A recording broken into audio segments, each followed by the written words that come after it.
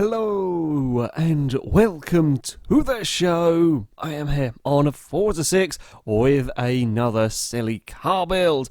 My vehicle today is the Honda S2000. I had initially planned on using the Fast and Furious version of the car. However, that can't get an engine swap and the standard engine can't get a huge amount of power. So you can get a decent amount of power, but it's not quite a crazy amount. So yeah, I've gone for the sort of more normal version of the S2000 that is in the game.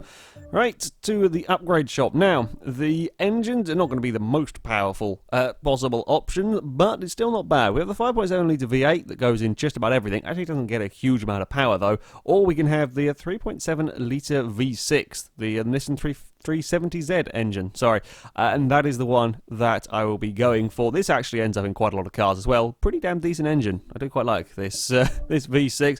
We will also be going for the twin turbos on here.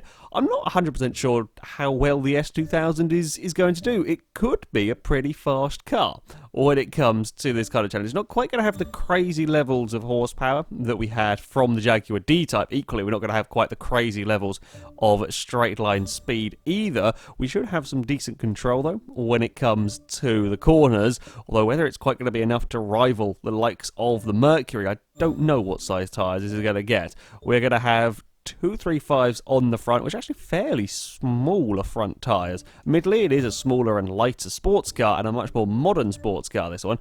Still relatively small front tyres. Not bad rear tyres though, 295s on the back. And we won't quite have the completely ridiculous levels. We're not going to have 1,000 plus horsepower in the as much as I'd love to have 1,000 plus horsepower in this. We're not going to be getting that out of the V6.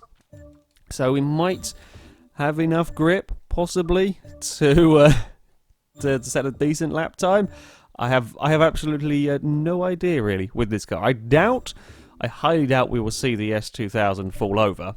I think the Mercury, I was quite surprised the place it fell over. Didn't realise just how vicious the curbs were going to be at Virginia, but that's kind of a car that I'm not surprised to see fall over as much anyway. I would be surprised if we had the Honda. I have no doubt I could make the S2000 fall over with some tinkering around with the suspension and finding a right curb somewhere. I'm sure I would have no problem making the S2000 fall over.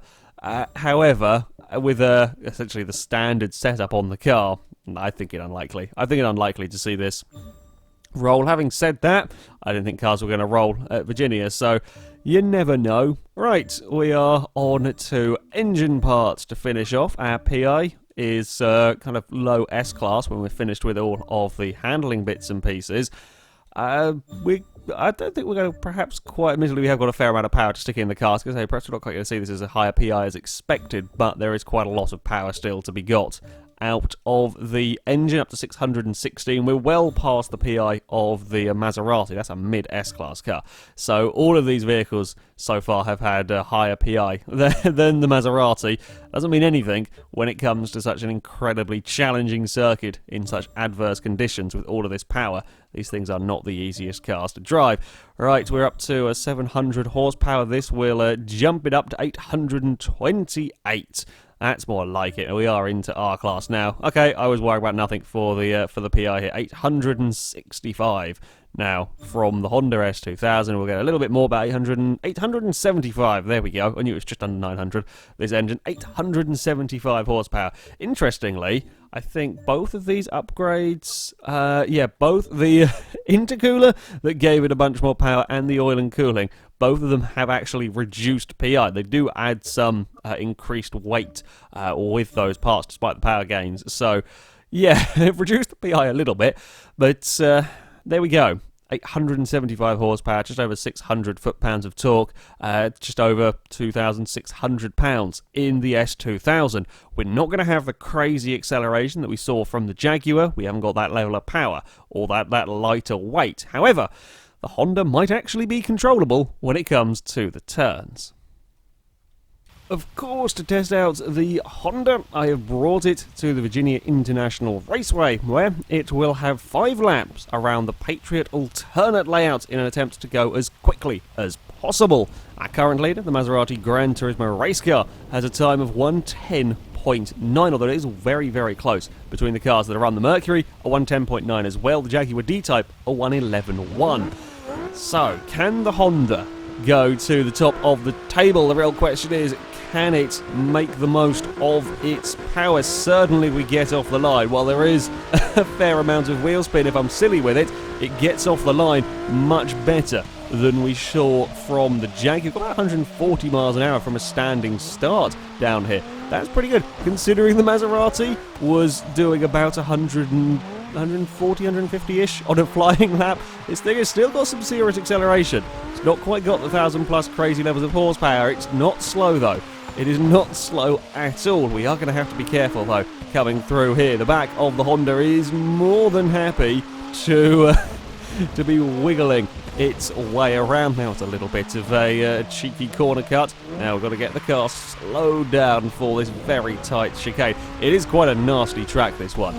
In all honesty, it is a pretty damn nasty circuit with some of the incredibly slow turns. And then we come up to this one here, probably the toughest corner on the track, to try and get the power down out the other side. The Honda is still wanting to slide. Brakes are pretty good in the car. I don't think they're perhaps the best that we've had on these silly vehicles, but they certainly do the job in getting it slowed down. It is a lot more of a controllable vehicle than the Jaguar. The question is it going to have the straight line speed? Is not bad, certainly 177 miles an hour.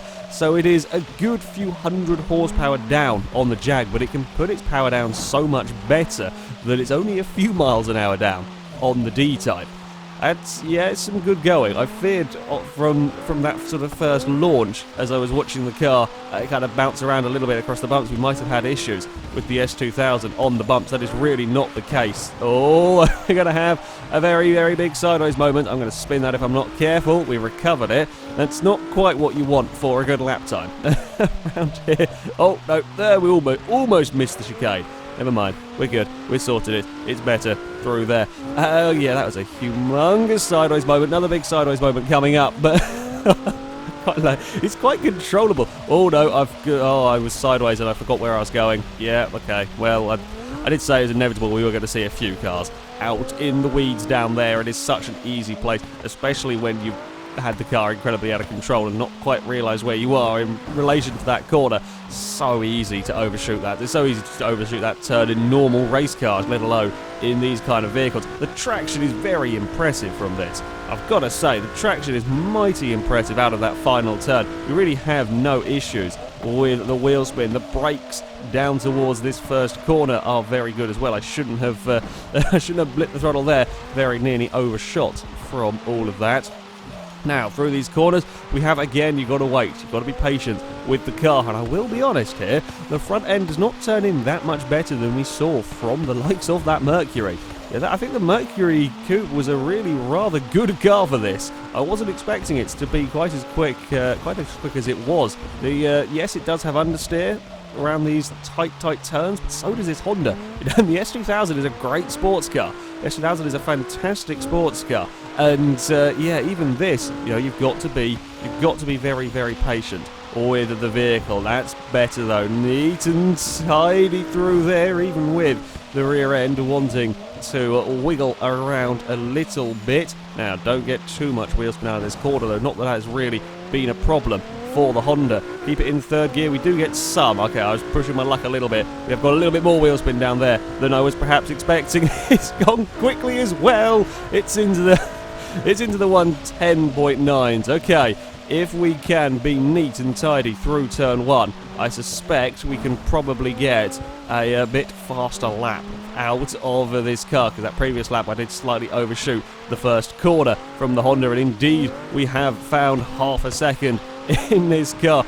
It's a good vehicle, this S2000. It deals with the 800 horsepower, or almost 900 horsepower, very, very well, although you've got to watch out for that that rear end as a thing that's going to happen. It's going to be a common theme with incredibly high-powered cars at a very low speed, soaking wet circuit, but it's pretty controllable with it. I mean, we have had cars the likes of the RX-3 and a few vehicles that have been very sideways but very controllable with it. The Mercedes 280 as well.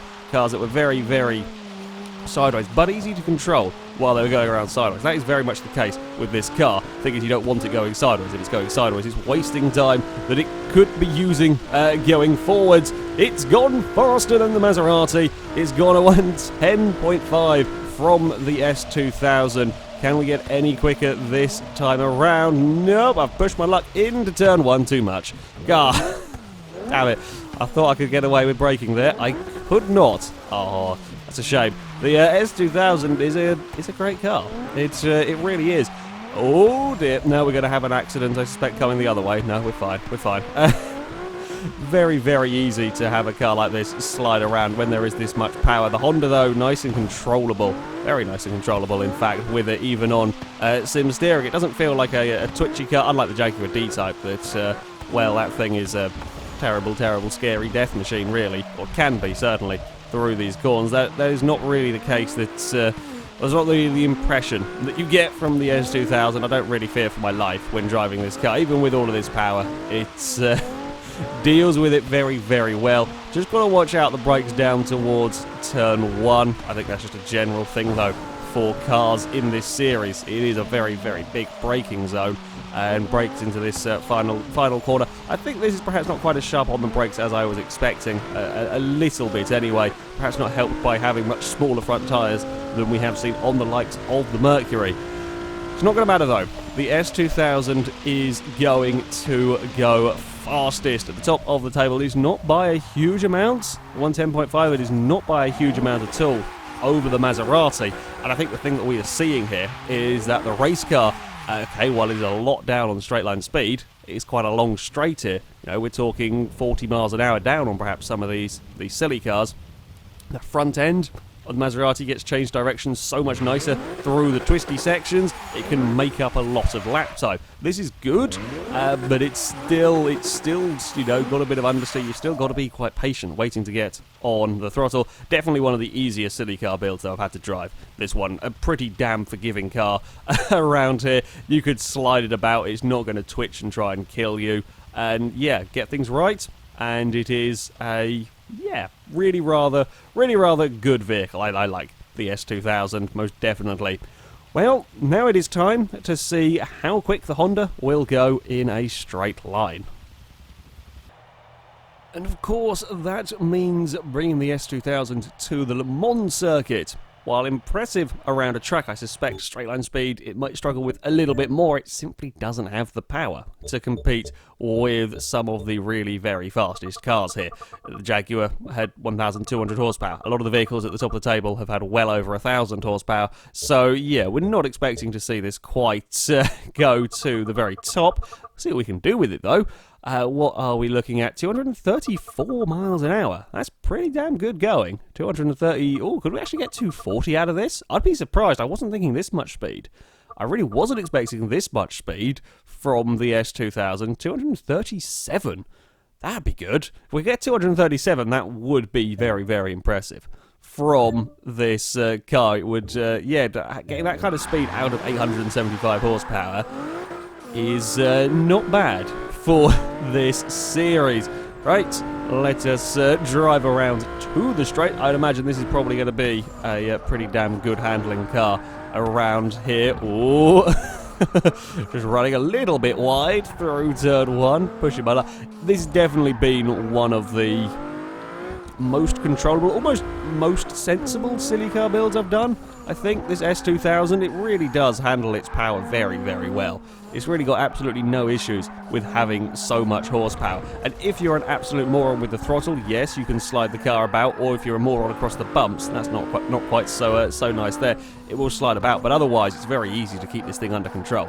And that is not something I've said very often about these maxed out car builds, but there we go. Right, time to unleash all of the power onto the back straight. That's 180 miles an hour. We're only about 10 miles an hour down on the Jaguar coming around the corner. Difference is the Jaguar just kept going and going and going and going, and this is kind of running out of steam now at about 220 miles an hour.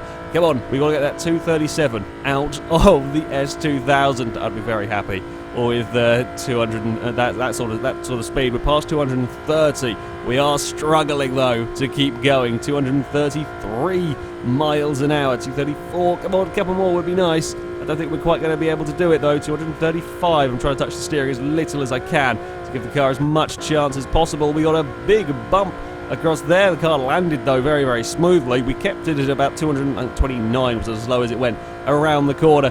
235 was all the Honda could manage. Yeah, once it got past the sort of 220 mark, it really struggled to keep going. And the brakes are pretty good. Brakes are pretty good at getting it stopped. I think I got quite late under braking there.